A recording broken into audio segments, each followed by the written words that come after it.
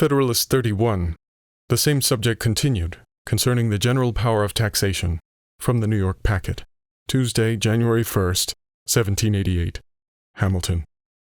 To the People of the State of New York. In disquisitions of every kind, there are certain primary truths or first principles upon which all subsequent reasonings must depend. These contain an internal evidence which, antecedent to all reflection or combination, commands the assent of the mind.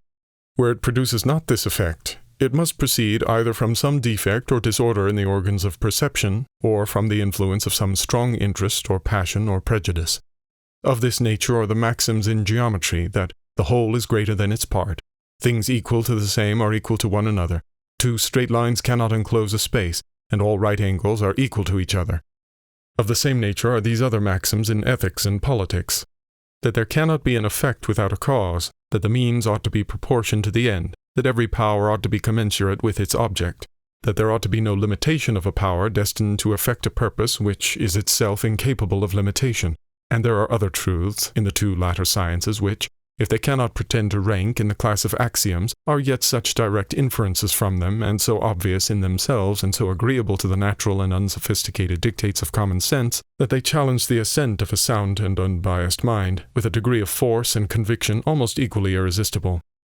The objects of geometrical inquiry are so entirely abstracted from these pursuits which stir up and put in motion the unruly passions of the human heart, that mankind without difficulty adopt not only the more simple theorems of the science, but even those abstruse paradoxes which, however they may appear susceptible of demonstration, are at variance with the natural conceptions which the mind, without the aid of philosophy, would be led to entertain upon the subject. The infinite divisibility of matter, or in other words, the infinite divisibility of a finite thing, extending even to the minutest atom, is a point agreed among geometricians, though not less incomprehensible to common sense than any of those mysteries in religion, against which the batteries of infidelity have been so industriously leveled. But in the sciences of morals and politics, men are found far less tractable.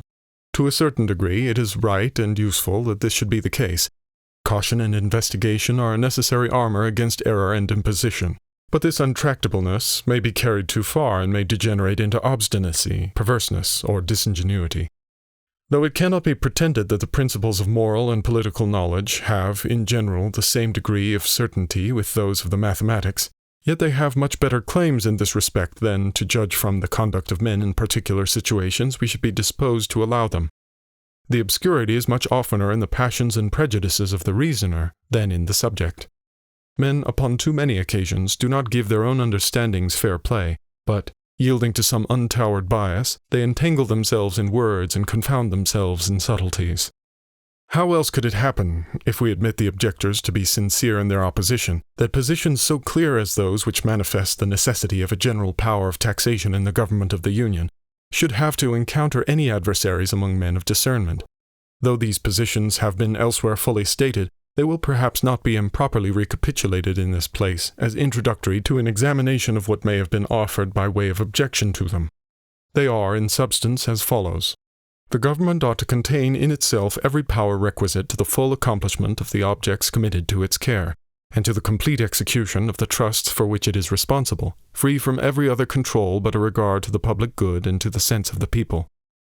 As the duties of superintending the national defense and of securing the public peace against foreign or domestic violence involve a provision for casualties and dangers to which no possible limits can be assigned, the power of making that provision ought to know no other bounds than the exigencies of the nation and the resources of the community. As revenue is the essential engine by which the means of answering the national exigencies must be procured, the power of procuring that article in its full extent must necessarily be comprehended in that of providing for those exigencies. As theory and practice conspire to prove that the power of procuring revenue is unavailing when exercised over the states in their collective capacities, the federal government must, of necessity, be invested with an unqualified power of taxation in the ordinary modes. Did not experience evince the contrary, it would be natural to conclude that the propriety of a general power of taxation in the national government might safely be permitted to rest on the evidence of these propositions, unassisted by any additional arguments or illustrations. But we find, in fact, that the antagonists of the proposed Constitution, so far from acquiescing in their justness or truth, seem to make their principal and most zealous effort against this part of the plan. It may therefore be satisfactory to analyze the arguments with which they combat it. Those of them which have been most labored with that view seem in substance to amount to this: it is not true, because the exigencies of the Union may not be susceptible of limitation, that its power of laying taxes ought to be unconfined.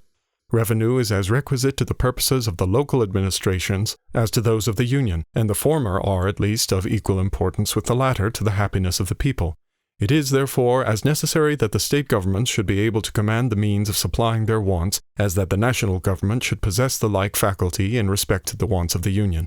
But an indefinite power of taxation in the latter might, and probably would in time, deprive the former of the means of providing for their own necessities, and would subject them entirely to the mercy of the national legislature.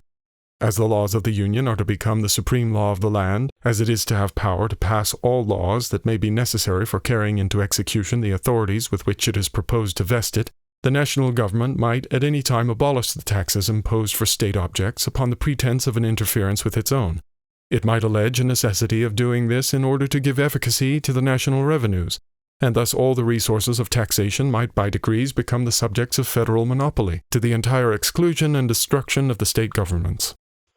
This mode of reasoning appears sometimes to turn upon the supposition of usurpation in the national government. At other times it seems to be designed only as a deduction from the constitutional operation of its intended powers. It is only in the latter light that it can be admitted to have any pretensions to fairness. The moment we launch into conjectures about the usurpations of the federal government, we get into an unfathomable abyss, and fairly put ourselves out of the reach of all reasoning. Imagination may range at pleasure till it gets bewildered amidst the labyrinths of an enchanted castle, and knows not on which side to turn to extricate itself from the perplexities into which it has so rashly adventured. Whatever may be the limits or modifications of the powers of the Union, it is easy to imagine an endless train of possible dangers, and by indulging an excess of jealousy and timidity, we may bring ourselves to a state of absolute skepticism and irresolution.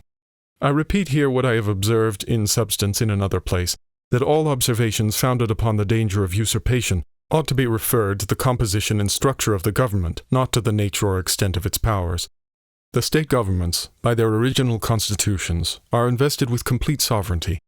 In what does our security consist against usurpation from that quarter? Doubtless in the manner of their formation, and in a due dependence of those who are to administer them upon the people. If the proposed construction of the federal government be found upon an impartial examination of it to be such as to afford to a proper extent the same species of security, all apprehensions on the score of usurpation ought to be discarded. It should not be forgotten that a disposition in the state governments to encroach upon the rights of the Union is quite as probable as a disposition in the Union to encroach upon the rights of the state governments. What side would be likely to prevail in such a conflict must depend on the means which the contending parties could employ toward ensuring success. As in republics, strength is always on the side of the people, and as there are weighty reasons to induce a belief that the state governments will commonly possess most influence over them, the natural conclusion is that such contests will be most apt to end to the disadvantage of the Union, and that there is greater probability of encroachments by the members upon the federal head than by the federal head upon the members. But it is evident that all conjectures of this kind must be extremely vague and fallible, and that it is by far the safest course to lay them altogether aside, and to confine our attention wholly to the nature and extent of the powers as they are delineated in the Constitution. Everything beyond this must be left to the prudence and firmness of the people, who, as they will hold the scales in their own hands, it is to be hoped, will always take care to preserve the constitutional equilibrium between the general and the state governments. Upon this ground, which is evidently the true one, it will not be difficult to obviate the objections which have been made to an indefinite power of taxation in the United States. Publius.